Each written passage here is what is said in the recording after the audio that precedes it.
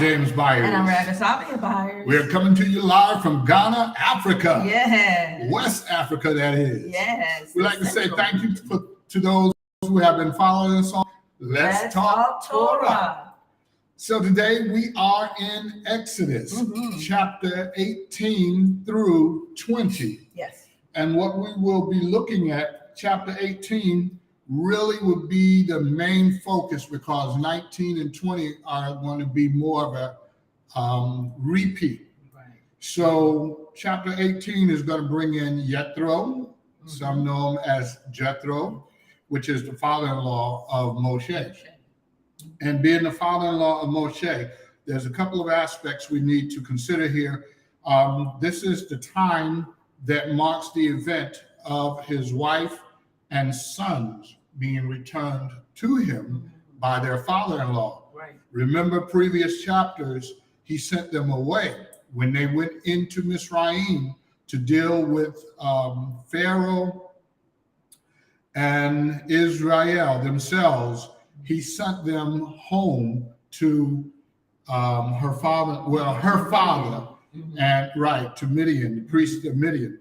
And so where we open up today in chapter 18, they are now being returned to him. Absolutely. And along with returning his family to him, they are also getting ready to leave to head towards the promised land. Yes. And so his family is being returned to make that journey with him. And let's go ahead and begin reading and begin to decipher what is it that we are actually looking at. All right. Chapter 18, and we'll begin with verse 1. And Jethro, the priest of Midian, Moshe's father-in-law, heard of all the Elohim had done for Moshe and for Israel, his people, that Yahweh had brought Yisrael out of Mizraim. And Jethro, Moshe's father-in-law, took Zipporah, the wife of Moshe, after he had sent her back, and her two sons, of whom the name of one was Gershom, for he said, I have been a sojourner in a foreign land. And the name of the other is Eliezer, for he said, the Elohim of my fathers was my help and delivered me from the sword of Pharaoh. Jethro, Moshe's father-in-law, came with his sons and his wife to Moshe in the wilderness, where he was encamped at the mountain of Elohim. And he had said to Moshe, I, your father-in-law, Jethro, am coming to you with your wife and her two sons with her. Moshe went out to meet his father-in-law and bowed down and kissed him. And they asked each other about their welfare. And they went into the tent. So looking at it from this point, and as usual, we will summarize. So please do continue to read in your time the whole chapter 18 through 20. And this is concluding as of next Shabbat. We will go into a new study. So in this way, you have the whole week to prepare yourself. And looking at what is taking place, notice that Jethro, who is a priest of Midian, who now brings his family to him, she kind of disappears from the conversation at verse 5. Jethro, Moshe's father-in-law, came with his sons and wife to Moshe in the wilderness, where he was encamped at the mountain of Elohim. And so right here, you begin to see she's kind of fading more to the background, and it's about Moshe and what Yahweh has done for you. Called for him to do. Right. And this was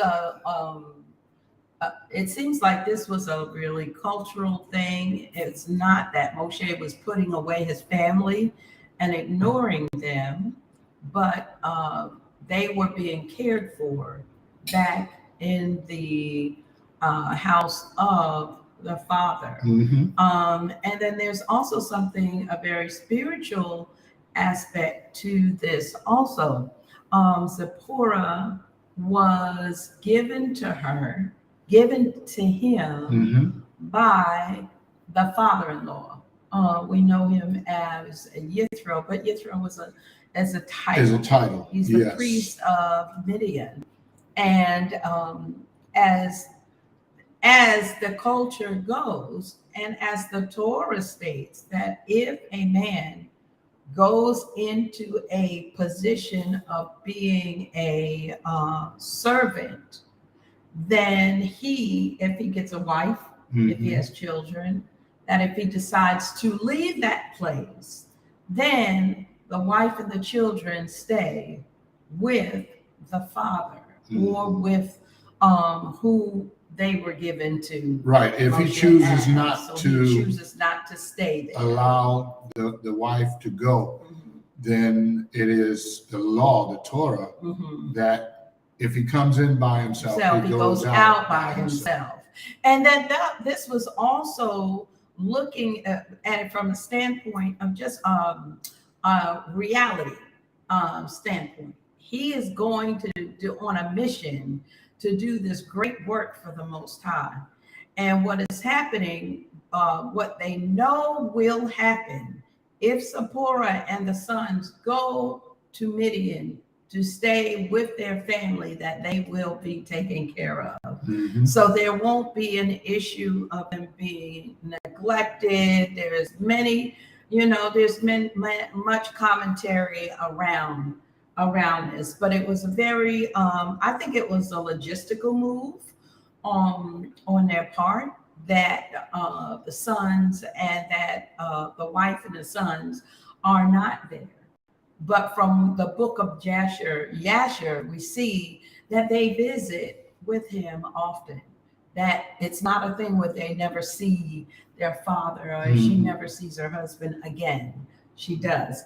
And the children do also. So they still have that relationship where they are moving. But it's clear that Moshe is on a mission to the Most High. And the father-in-law steps in and says, I will do this, and I will handle the business of caring for Zipporah and your sons while you are doing this great work. Because later on in that 18th chapter, he says that it says that he sees 18 and 9, and Yethro rejoiced for all the good which Yahweh had done for Israel, whom he had delivered out of the hand of the Mitzrayites. And Yethro says in 10, blessed be Yahweh, who has delivered you out of the hand of the Mitzrayites, now the hand of Pharaoh and all of the people. So he is rejoicing and happy. So they didn't go into this not having a plan of action. Right. So we just want to dispel that thought of Zipporah being cast away and the children not being cared for, or like Moshe is a deadbeat dad. And this was for a short period of time. Right. And we have to consider that Moshe didn't know what he was actually going into. He didn't know what he was going up against. He's going to his people who have been in bondage. And then he's also going to Pharaoh, who is the king. And he really don't know how he will be received, because he had fled from there, some 40 years earlier. That's right. And now to go back, what to expect? Right. He really don't know. Right. So and he's keeping his family out. Right. He's making sure that they are safe, and because first they go with him there. Right. Because we see Zipporah when she circumcises the son. Right. And actually, this is the time that they are with them, and when Aaron gets together with them, he says, now send her away. Her back. Right. Her and the children away. And so that was good advice, because like I said, they didn't really understand everything that was going to take place. They just knew that Yahweh set them both on a mission, and for his wife and sons to be safe, they needed to be away from them. From harm's way. Right. And so that's where we see where she said, "You are a bridegroom of blood to me." And we know that timeline because the 8th day, the son was supposed to be circumcised. Jethro had advised them not to circumcise that son. And so the messenger came out against him. Are you friend or foe? And he's neither. So if you don't take care of what's supposed to be done, that's right, which is the covenant of Abraham, is going to cost you your life. Absolutely. And Zipporah was there to bring him out because she saw the messenger wielding his sword, and Moshe was getting ready to be headless. Oh boy! So she was getting ready to be save her husband from this what was getting ready to take place. And it was, and she was saving him from Moshe had gotten bad counsel. Now Jethro, his father-in-law, gave him very good counsel in some areas, but this one thing he did not give him good counsel in. Where it says in the book of Yeshua that he counseled him, you're on the road, you're on the way, you don't circumcise your son, with everything that's going on, and you're on the way going to where you're going, blah blah blah. And it wasn't good counsel, because what did Moshe represent? He represented the law. Torah. Absolutely. And the Torah clearly states that in that 8th day. So he needed to be mindful of that. But praise Father Yah that Zipporah, his wife, understood that jumped in and she jumped in and she took care of it. Exactly. And Moshe's life was saved because his wife, being obedient. And that just goes to show you that it really takes both of us to care for a family, because where he got off track, she was able to push him back. You are a bridegroom of blood to me. It's like, be obedient. Exactly. Do what you're supposed to do. You can't die. She stepped in, so we can see over the generations where the different patriarchs and matriarchs, where they worked together. Sometimes it worked against them. One may have been wrong and you followed the wrong one, or someone was right, you followed that and righted the situation. In this case, Zipporah was right. She was right. She was right. Absolutely. And she saved the life of Moshe. Of her husband. So even in that verse 11, you spoke on 9 and 10. Verse 11 says, now, this is Jethro talking. Now I know that Yahweh is greater than all the mighty ones. Indeed, in the matter which they acted proudly above them. Then Jethro, the father-in-law of Moshe, brought an ascending offering and other slaughterings unto Elohim. And Aharon came with all the elders of Yisrael to eat bread with the father-in-law of Moshe and before Elohim. So they were in so covenant. It was accepted. That was a covenant. Absolutely. So he knew how to approach Yahweh. Because he brought the ascending offering. Exactly. And it was accepted because the others came and joined in. Aharon, the high priest, along with the elders, and they all sat together before Yahweh. That's how you know it was accepted. And that was a beautiful, that's a beautiful picture of covenant with brothers.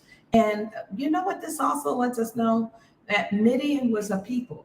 Period. Unto Yahweh. They were people. But they got off course at some point. But Israel was also a people. So what we can see from this is that even despite our thoughts or traditions, or as I call it, halakha, sometimes of our theological thoughts concerning how lifestyles are supposed to be lived out, or how lifestyles are lived out. It doesn't mean that you cannot be in covenant with people who have the same mindset and the same focus to worship the one true and living God of Abraham, Isaac, and Jacob. Sometimes as brethren, and especially we've seen it in the Hebrew belief, that we can get caught up on some really silly things and not want to fellowship with each other just because, things are different.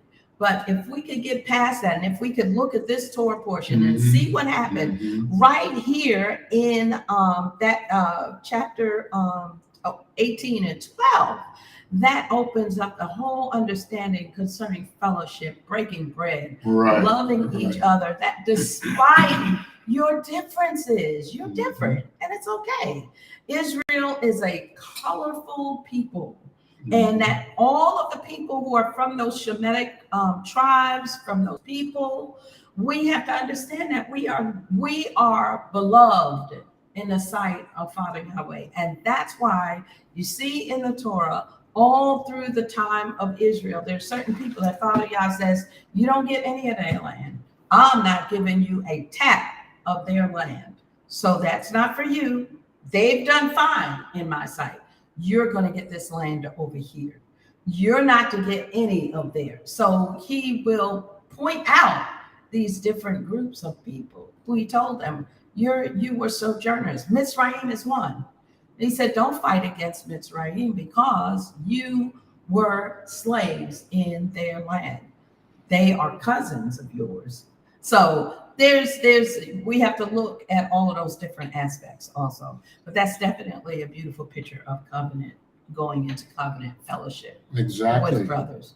And now, as we go into more verses, starting with verse 14, Jethro gives him some more advice as he observes their daily routines.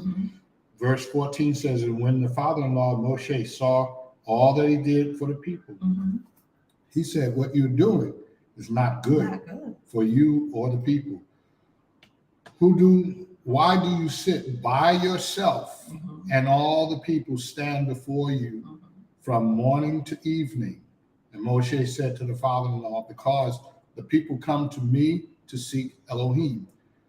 When they have a matter, they come to me, and I rightly rule between one and another and make known the laws of Elohim and his Torah. And so in verse 17, he says, this is not good. Not that he's rightly dividing the word of truth for him, but he's doing it alone, and he's taking on all of the people. And if you can imagine, there are several million of them out there, and they're having to go to one Moshe to tell us what is the law on this situation and interpret it for us. Who's right, who's wrong. This is a big task, and Yithro recognizes you're going to get burnt out. You have a family, and you need to also preserve some time for your family. Now you're not by yourself. And so as he give him good information this time, good understanding, verse 18 says, both you and these people with you shall certainly wear yourselves out, for the matter is too heavy for you. You are not able to do it by yourself. Now listen to my voice. Let me counsel you, and Elohim be with you. Stand before Elohim for the people, and you shall bring the matters to Elohim. So what he's going into now is he's saying, you counsel the people and seek Yahweh for correction as counsel. So he's saying, let Yahweh be your counsel. But if I may speak to you concerning this, now you must set up able-bodied men who also know and understand the Torah, and allow them to help you in this matter. And that's what he goes into the latter verses. Verse 21 says, but you yourself seek out from all the people able men who fear Elohim, men of truth, hating unfair gain, and place these over them to be rulers of thousands, hundreds, fifties, and tens. So dividing them up into groups, the smaller groups to the larger groups, and those men who would be over, your thousands, over your hundreds, over your fifties and tens. So he sets up a hierarchy far as your judges. So what we are seeing is the judges being set up.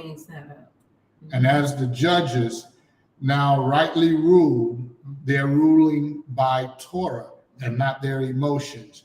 And that was very important. That's really important. That Jethro set up and said who he must choose.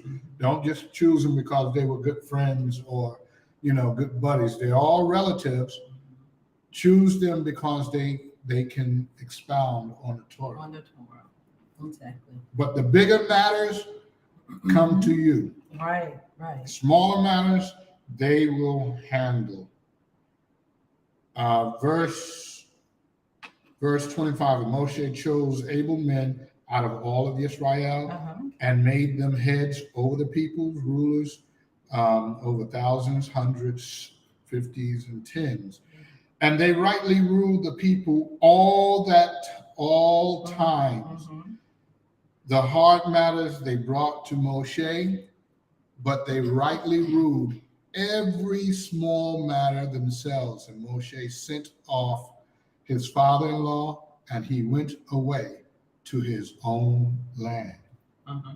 So chapter 19 ended up with Jethro going back, and this is without his family, his daughter and her children.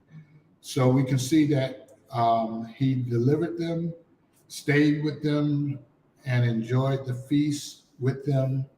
And Moshe, he learned from his father-in-law and then sent him away home. Back to the land of Midian. Back to the land. So pretty much that's chapter 18. Chapter 19 and 20, once again, is kind of a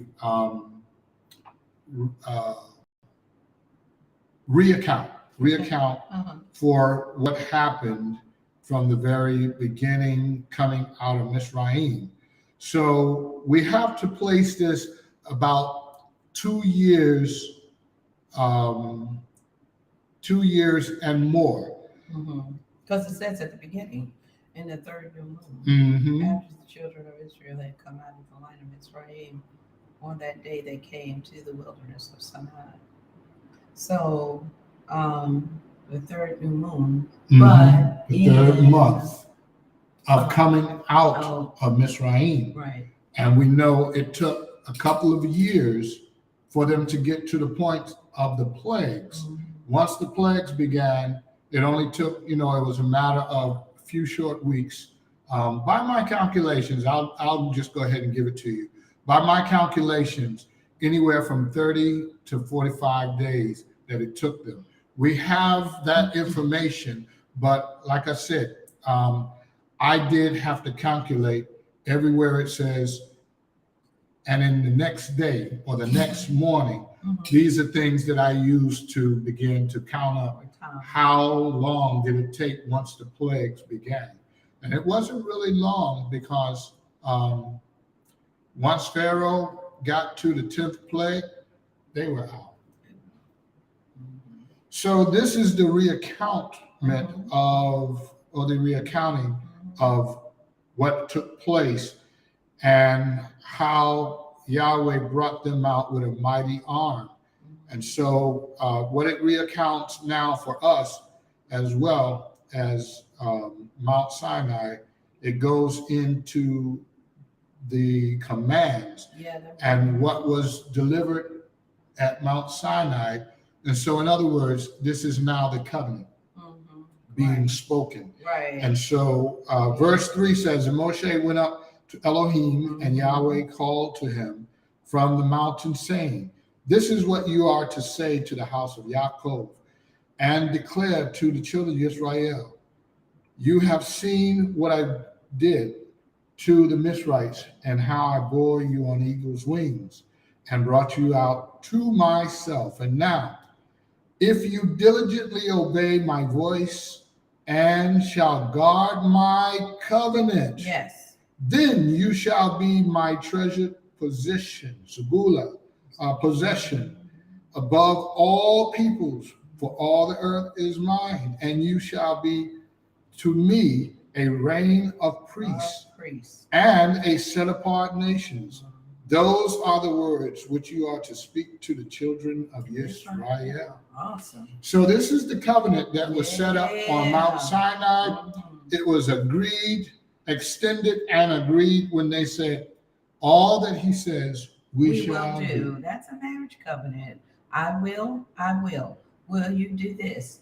Do you agree to obey, love, cherish, have no one else be unto this person? I do. So this definitely was a time of the gathering for a wedding, a ceremony for them to come together, be joined with the Elohim of Abraham, Ishaq, and Jacob on that mountain, this sacred mountain, this place that Father has set aside, a time for his people to be, he had delivered them and brought them out. And now it was the time for them to go into that commitment of covenant. That covenant is all through this Torah. Exactly. So let's solidify the covenant, make sure that we have, I'm going to go to verse 9. And Yahweh said to Moshe, see, I am coming to you in a thick cloud, so that the people hear when I speak with you and believe you forever. And Moshe reported the words of the people to Yahweh.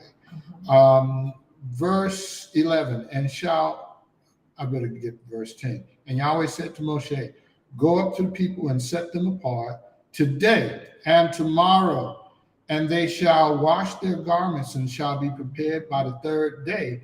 For on the third day Yahweh shall come down upon Mount Sinai before the eyes of all the peoples, and you shall make a border for the peoples all around, saying, take heed to yourselves that you do not go up to the mountain or touch the border of it. Whoever touches the mountain shall certainly be put to death. Not a hand is to touch it, but he shall certainly be stoned or shot with an arrow. Whether man or beast, he shall not live. When the Yobel sounds long, let them come near the mountain. So here is your wedding gathering. It's the Yobel or the Jubilee trumpets that are sounding the alarm, telling them to come. I know it should sound very familiar, because we're waiting for him now to also step on the mountain again, which is not Mount Sinai this time, but it will be the Mount of Olives. And so when he steps down on the Mount of Olives, there's going to be a crack in the earth, which is where he will then take his people and hide them. But let's continue to look at this as let's examine it to see what is the elements of the marriage here. So when the sound happens, they gather, but don't touch the mountain, because it has been made a holy place, set apart. Verse 15 said, and he said to the people, be prepared by the third day. This is Moshe talking to them. Do not come near a wife And it shall be on the third day in the morning that there were thunders and lightnings and thick cloud on the mountain, and a voice of a shofar was very strong, and all the people who were in the camp trembled. And Moshe brought the people out of the camp to meet with Elohim. Wow. So he brought them out of their camps to Mount Sinai to meet with Yahweh. And they stood at the foot of the mountain, and Mount Sinai was in smoke, and all of it, because Yahweh descended upon it in fire, and its smoke went up like the smoke of a furnace, and all the mountain trembled exceedingly. And when a voice of the shofar sounded long and became very strong, Moshe spoke, and Elohim answered him by voice. Wow. Isn't that amazing? Moshe spoke, but Yahweh answered him by voice. This sounds very much like 1 Thessalonians chapter 4, verse 16, where he comes down upon Mount Sinai, and he called Mount of Olives, and he calls the bride.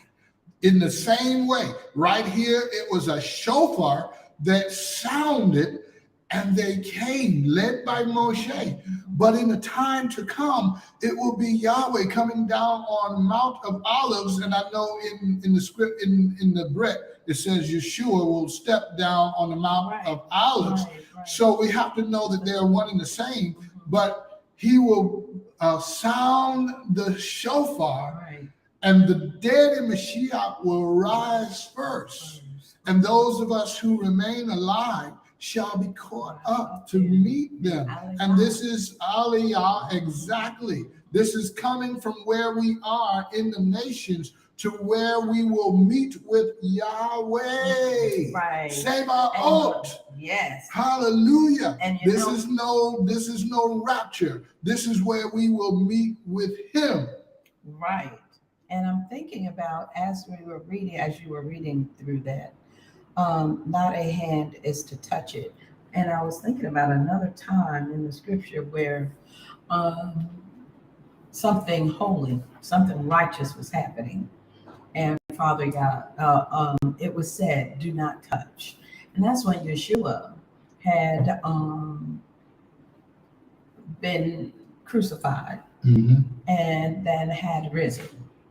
And Mary goes and she says, where is my Lord? Please tell me where my Lord is. Where is my Adonai?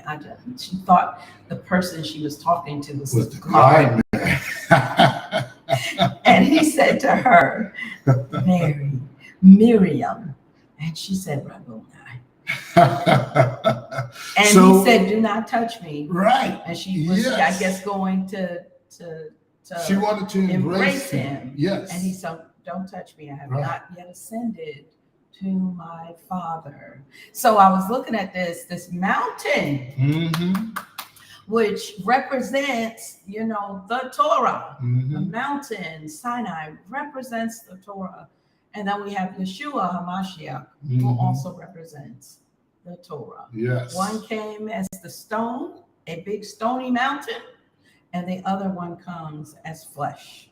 So we have the Torah in stone that is given with the instructions on them, and then the flesh Torah that comes, that represents he's going to put that on our flesh hearts, and make our hearts flesh. And that's the mountain that he speaks of, casting the mountain into the sea. Into the sea, exactly. Which is the Torah. Into the Yam. Or if the hearts of stone would be turned to flesh.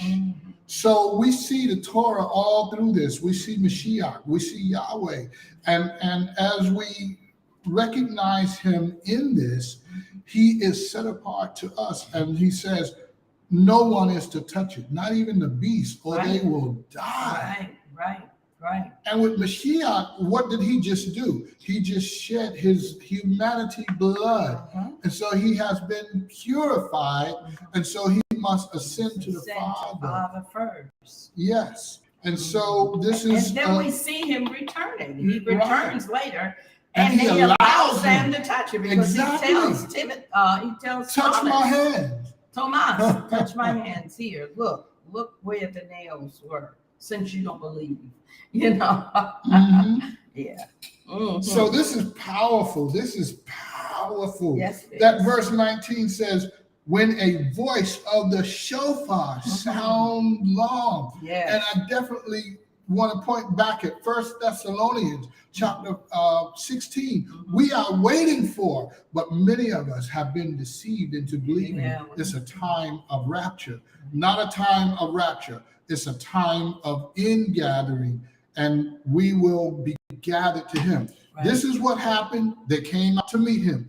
This is what will happen. We will go out to meet him. Oh, Revelation chapter 12. He will put wings of an eagle on us, and we will be flown to the place that he has prepared for us. Revelation chapter 12, verse 1. Start right there and begin to read and begin to understand. There is no rapture. That's a theory. What we have is the salvation plan of Yahweh, which is right here. Right. And the thing of it is, he doesn't do anything different. Right. Ecclesiastes says there's nothing new under the sun. Father Yah is not doing anything different. He has always taken his people out of a bad situation. But there's never been a time that he That's deliverance. That he zapped. We don't see somebody being zapped out. We see them it's never happened. Saying that they were there and then they were not. But it doesn't mean that we see that with Enoch. But Enoch left and went somewhere. Okay. Also with Eliyahu, he left and the chariot of fire came and he was taken somewhere. So just like the children of Israel were taken somewhere, he's going to take his people somewhere to a place of safety. But it does talk about us making aliyah and being raised up to go somewhere. So that's the truth of that whole rapture theory. Is the dream of a woman who, I mean, look it up. It's historical right now. I think you can even go to the History Channel and read about it. The theory of the rapture and where it comes from. It is not biblical. So here's another piece before we go into chapter 20 and conclude of the situation that took place as Moshe is now being instructed by Yahweh how to go about. Verse 21 says, and Yahweh said to Moshe, go down and warn the people, lest they break out through unto Yahweh and see, and many of them shall fall. So no one is to come to that mountain except for who he speaks of. And watch this, what's coming next. Moshe is on top of his game, because watch what happens. Verse 22, and let the priests who come near Yahweh set themselves apart two, lest Yahweh break out against them. So what he's saying, what Yahweh is saying to Moshe now, those who serve in the capacity of priesthood, bring them along. But verse 23, watch what Moshe does. And Yahweh said to Moshe, and Moshe said to Yahweh, the people are not able to come up to Mount Sinai, for you warned us, saying, make a border around the mountain and set it apart. So Moshe is reminding something that Yahweh said, make a border. No one is to touch it or even come. And so what Yahweh, he's not really forgot. But is this a test for Moshe? Will he then speak up again or allow allow a mishap to take place, and he comes out against those priests. Look at the rest of it. Verse 24. And Yahweh said to him, come, go down and then come up. You and Aaron with you. So now he says you and Aaron, but do not let the priest. So he changes now. Do not let the priest and the people break through to come up to Yahweh, lest he break out against them. He didn't forget. Right. But was this a test into his being a true shepherd? And saying, instead of saying, but you said, he's simply reminding him the instructions that he already said. It's not a case that he forgot. It's that Moshe did not forget. Right. He said, but you said, put a hedge around it and no one else is to come. He said, that's correct. So you and Aaron come. And then even Aaron had to stop at a certain point. So sometimes we have to know what the Torah says and understand that Yahweh may be testing us. Right. You know? So chapter 20. That's what we get into. Chapter 20 now is going into the commands. And this is what was spoken to all of Israel. That's right. So on the third day, when the trumpet sound, that they all came, and 20 is what was spoken to them. Hallelujah. You want me to read one? Yes. And Elohim spoke to all these words, saying, I am Yahweh your Elohim, who brought you out of the land of Yisrael, out of the house of slavery. You have no other mighty ones against my face. You do not make for yourself a carved image or any likeness of that which is in the heavens above, or which is in the earth beneath, or which is in the waters under the earth. You do not bow down to them, nor serve them, for I, Yahweh your Elohim, am a jealous El, visiting the crookedness of the fathers on the children to the third and fourth generation of those who hate me, but showing loving commitment to thousands, to those who love me and guard my commands. You do not bring the name of Yahweh your Elohim to naught, for Yahweh does not leave the one unpunished who brings his name to naught. Remember the Sabbath day to set it apart. 6 days you labor and shall do all your work, but on the seventh day is a Sabbath of Yahweh, your Elohim. You do not do any work, you, nor your son, nor your daughter, nor your male servant, nor your female servant, nor your cattle, nor your stranger who is within your gates. For in 6 days Yahweh made the heavens and the earth and the sea and all that is in them, and rested on the seventh day. Therefore Yahweh blessed the Sabbath day and set it apart. Respect your father and your mother, so that your days are prolonged upon the soil which Yahweh your Elohim has given you. You do not murder, you do not commit adultery, you do not steal, you do not bear false witness against your neighbor, you do not covet your neighbor's house, you don't covet your neighbor's wife, nor his male servant, nor his female servant, nor his ox, nor his donkey, or whatever belongs to your neighbor. And said the people saw the thunderings and the lightning flashes and the voice of the shofar, the voice of the shofar, and the mountain smoking, and the people saw it, and they trembled and stood at a distance. So verse 19 says, and you speak to Moshe, and said to Moshe, you speak with us, and we hear you, but let not Elohim speak with us, lest we die. So they had enough sense to know that as Yahweh continued this God needed to be feared. Yeah, exactly. So not like those gods in Egypt, but so this is what's known as the Ten Commandments. Right. But it didn't stop there. Right. And here's an example. I'm gonna just go into next week just a little bit so you can see. Chapter 21, verse 1. These are the right rulings which you are to set before them. When you buy a Hebrew servant, he serves 6 years, and in the seventh he goes out free for nothing. If he comes in by himself, he goes out by himself. If he comes in married, then his wife shall go out with him. So this is what we were talking about a little earlier. So these are instructions. And they're going into a little more detail. These were categories, and each one you can go back. You can go into chapter 21 and further and see the detail. Right. It's like it's called the bros, which is the brot, which would be the table of contents. So he's saying, this, you shall not have any God before me.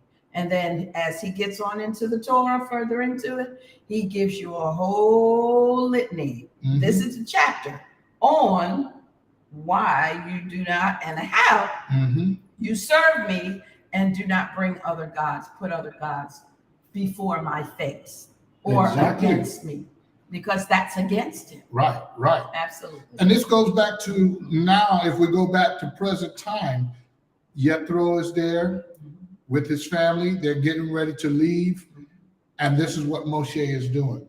All the things that Yahweh spoke to him, the details, remember, he only got the 10 major words out before they said, don't do it.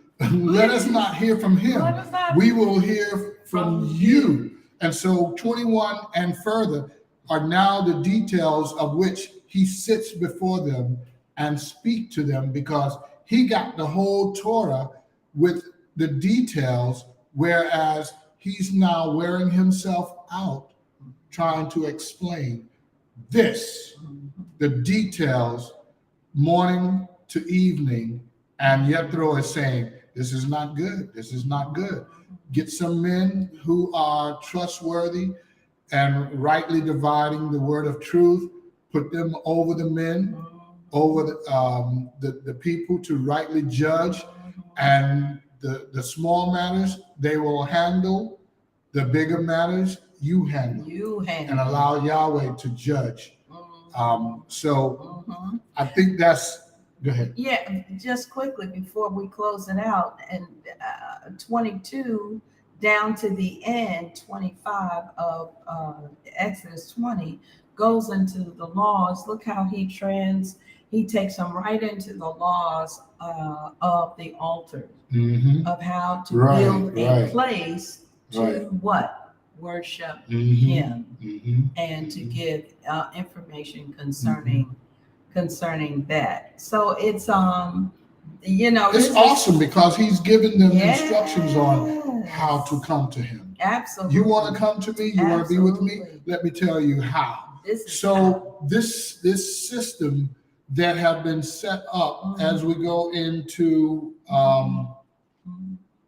the next chapter, not the next chapter, the next book, which will be Leviticus, will then explain how you come to me, what is clean and unclean, what's acceptable, what's not acceptable. And so all of this, they're being trained in. Moshe is being taught, and this is how he's able, over this 40-year period of time, write the Torah for them and give it to them.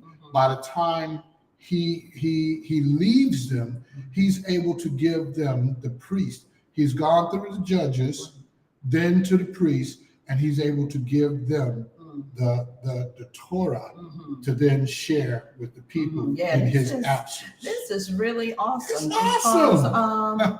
The love that Father Yah shows, and as he takes them step by step on how to become a nation of people. And I'd be so glad when we get into the book of Leviticus, because when we were in the States, that's the thing that we were bringing out, because we started there in the book of Leviticus.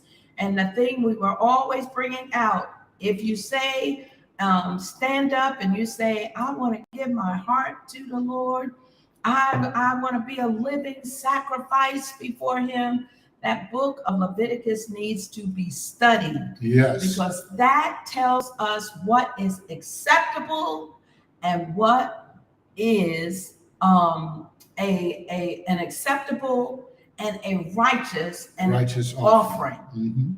It has to be acceptable and it has to be righteous. It has to be given righteously. So we don't have to reinvent the wheel. We don't have to figure out how we want to serve him. He tells us. Exactly. He tells us. He doesn't leave us in the dark. And how to worship him. Absolutely. As I like to say, this is his love language. Right. Exactly. This is his love language. This is how he says, this is how I know you love me. Hallelujah. All right, so I think pretty much that covers it. And we got through it without the internet going. Yes. Hallelujah. So once again, if you ever have any questions, just you make sure using the chat, whether on Facebook or YouTube, go ahead and hit us up and we will definitely get back to you and do our best to answer any questions you may have. Right. And just to kind of throw a little Torah drop out there for those who are in the Ghana area or Elmina or Cape Coast area, that we are going to begin a little Hebrew perspective of Torah study on Tuesday evenings. So just keep an ear to the ground about that. We will let everyone know when that's going to begin, what we'll be able to do just to sit down in a very a live Torah session right here in Elmina, Ghana. So please keep your ear out for that. If you're in the area and you would like to get with a group that's going to be studying the Torah weekly, we are going to be looking into that. So we will be making some announcements about it. So please just keep that little tidbit. That's just a little drop for you. So for now, I'd like to say to everyone, thank you for following us on another edition of Let's Talk Torah. Shalom. Shalom.